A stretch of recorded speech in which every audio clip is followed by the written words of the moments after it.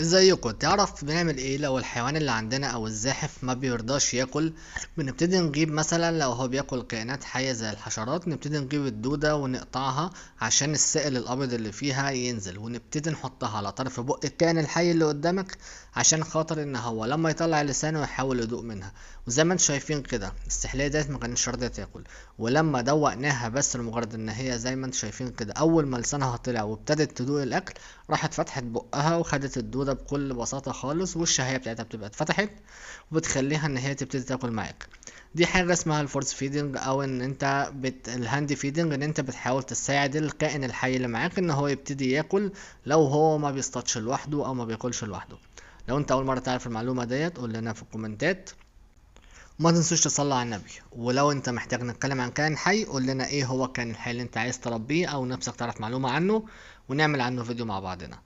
ويا رب تكونوا